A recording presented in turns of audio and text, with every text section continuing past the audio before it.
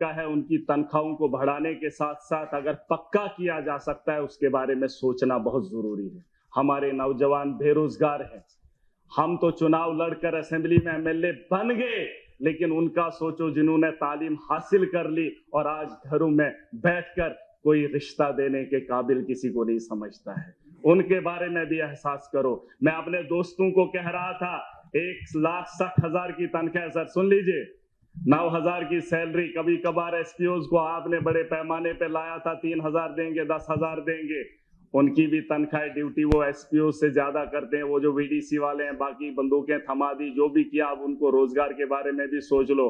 उसके साथ साथ हमारी तनख्वाह भी बढ़ा दी जाए। कुछ लोगों को नहीं चाहिए, अगर अपोजिशन को नहीं चाहिए, यहाँ पे इन लोगों को नहीं चाहिए, लेकिन 1,60,000 से मुझे नहीं लगता है जिन लोगों को चाहिए वो अपना एक लेटर लिख के दें किस किसको चाहिए, और कम से कम 3 लाख तनख्वाह वागुजार की जाए। ये जो एमएलए साहिबान है उसमें हमारा ही अगर खाली होगा तो चलेगा सर हमारा। उसके अलावा मैं जम्मू कश्मीर को देख रहा हूं कि बहुत सारे लोग अपने अपने तर्ज पे बात रख रहे हैं। किसी ने 370 की बात की, किसी ने डेवलपमेंट की बात की, किसी ने मोदी को इतना सम्मान दिया, किसी ने अपने कसीदे पढ़े, लेकिन दौरे जदीद के अंदर जो हालात हैं, क्या उस पर किसी ने बहस की? क्या किसी ने उसके बारे में सोचा?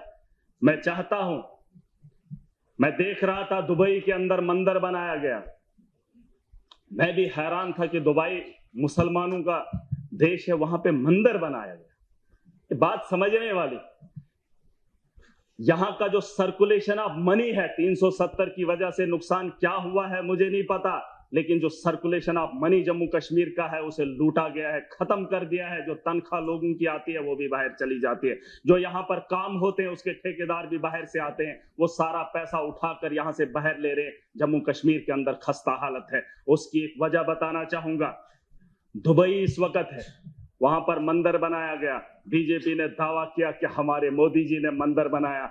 जानते हो, जब मुझे मौका मिला मैं समझने की कोशिश किया तो पता चलता है कि वहां तेल के कुएं हैं रेगिस्तान के अंदर, वहां पर जरखे जमीन नहीं है, बंजर जमीन से तेल भी निकाला। और जब उन्हें पता चला कि आने वाले कल में तेल का जब खात्मा होगा तो टूरिज्म के जरिए उसको जो है तरक्की याफ्ता बनाएंगे, वो 20 साल 30 साल 100 साल की सोच रखते हैं, इसलिए उन्होंने मंदिर बनाया। यहां चैंपियंस ट्रॉफी का मैच दुबई में खेला जाएगा और भारत के लोग वहां पर जाएंगे, जब सैर तफरी करेंगे, वहां के होटलों में रुकेंगे, रेवेन्यू जनरेट होगा। तो बताओ, अगर रेगिस्तान का जैसा शहर इस वक्त पिकनिक स्पॉट बना सकता है, लोगों को, ये जो टूरिस्ट को जो है लुभाने के लिए बड़ी बड़ी बिल्डिंगें बना सकता है बंजर जमीन में, हमारे जम्मू कश्मीर में क्या खूबसूरती की कमी है।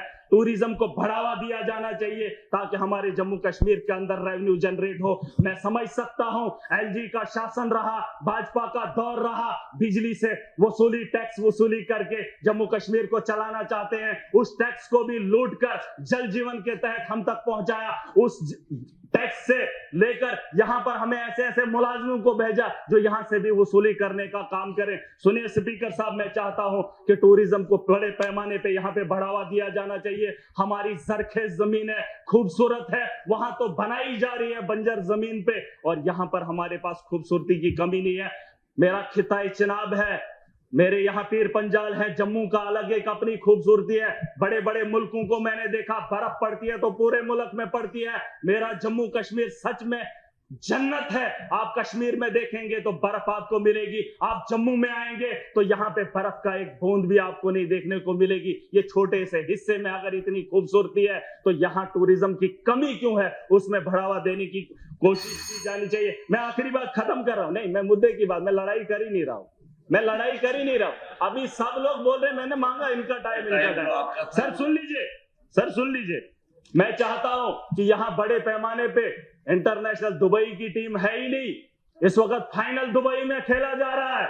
क्या जम्मू कश्मीर के अंदर ऐसा ग्राउंड नहीं होना चाहिए? क्या हमारे यहाँ क्रिकेट के इतने शौकीन भी है, नौजवान खेलना भी चाहते हैं, खेलो इंडिया भी है, ग्राउंड नहीं है हमारे पास। मैं चाहता हूं इंटरनेशनल ग्राउंड यहाँ पर हो जिससे रेवेन्यू जनरेट हो, बड़े पैमाने पे इसके बारे में सोचा जाना चाहिए। इनकी सरकार आई, चुहलाने से जम्मू कश्मीर को चलाना चाहती है, चुहलाने से, चुहलाने की रसीद काट कर जम्मू कश्मीर का रेवेन्यू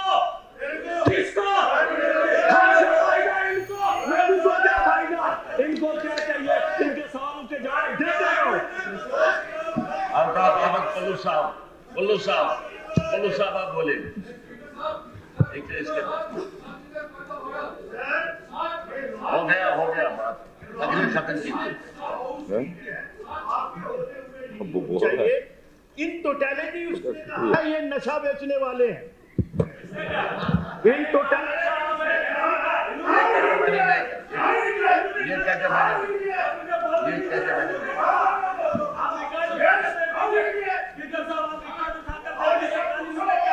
ये कहते मैंने नहीं।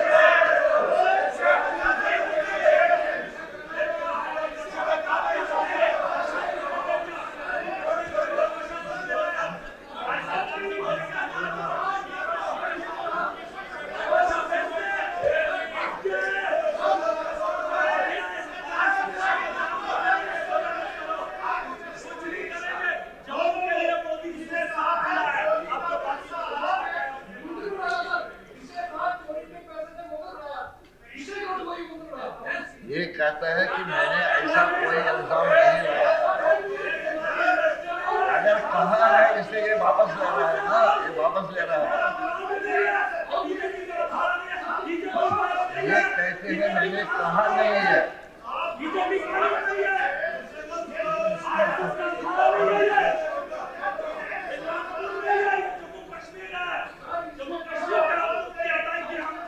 चले बस मेरा हिसाब आप तशरीफ नहीं। ऑनरेबल मेंबर साहब कह रहे हैं मैंने ऐसी बात कोई कही नहीं है। उसका मतलब अगर कहीं भी है तो वापस ले रहे हैं, तो आपको क्या परेशानी है?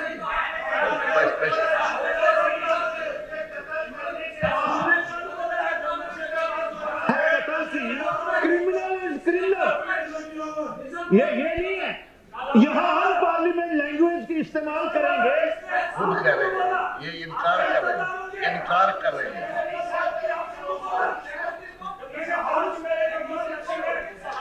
कर रही है।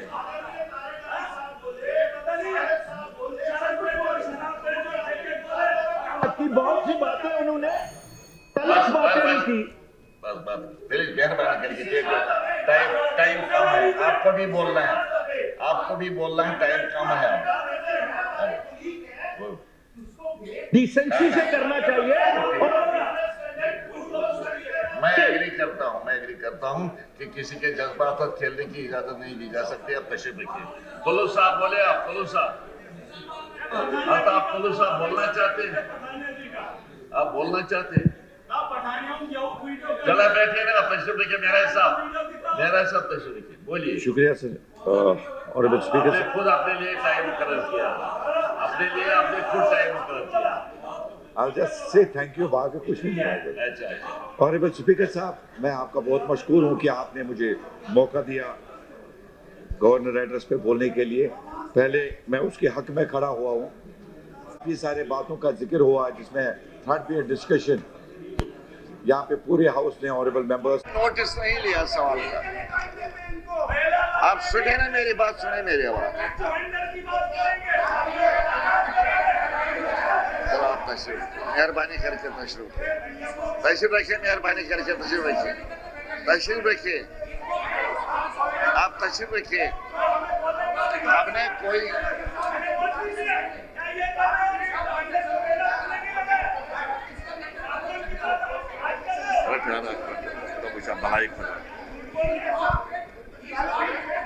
एक मिनट। कल भी जब मेरी स्पीच को इंटरप्ट किया गया, उस मेंबर को जो यहाँ पे किसी पार्टी का नहीं है, वो तो इंडिपेंडेंट शायद जीत के आया, उसको देखा गया नेशनल कॉन्फ्रेंस के बड़े लीडर के कमरे से निकलते हुए। ये उनको बताया जाता है कि जाके जहाँ पे ऐसी रेलेवेंट बात हो आप इंटरप्ट करो, तो ये बातें बिल्कुल स्वीकार नहीं की जाएंगी। आप अलाउ मेहरबानी करके please take your seats. Please take your seats. Please take your seats. Please take your seat. Please take your seat.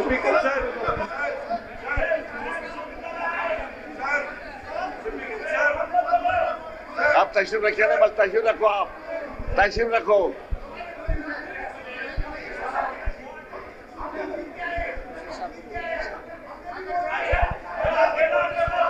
Khurshid साहब आपको क्या हुआ?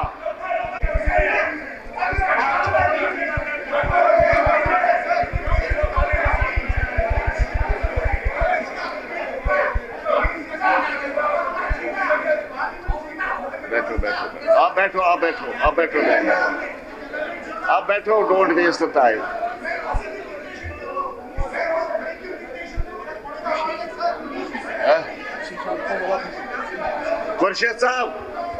खुर्शीद साहब अपनी सीट पर जाओ, वापस अपनी सीट पर वापस जाओ अपनी सीट पर वापस।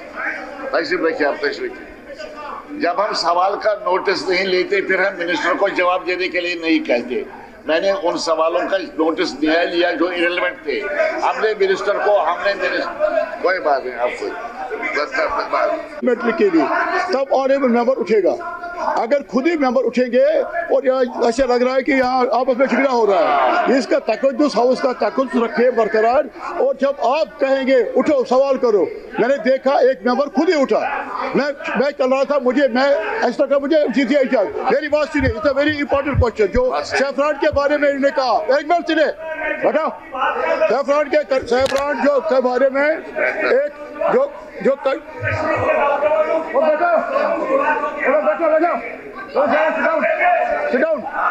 इनको बात सुनिए, इनको जरा सिखाए कैसे हाउस में बोलना होता है। आप एक workshop.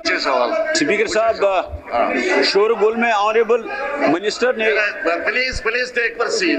I got your point. तशरीफ रखिए ना, मेहरबानी करके तशरीफ रखिए। You are a senior member, please take your seat now. I got your point. या किस में पूछेंगे I got your point. तशरीफ रखिए। Yes, फारूक साहब पूछिए सवाल। ऑनरेबल स्पीकर साहब, Yes, ऑनरेबल स्पीकर साहब, yes. मुझे बड़ा एहतराम है ऑनरेबल मिनिस्टर का बिकॉज ऑफ हिज क्विकनेस। हाँ, लेकिन सर, जहां तक इस सवाल के जवाब का ताल्लुक है, जी। मिनिस्टर इज द गवर्नमेंट, उसको दाएं बाएं भी पूछ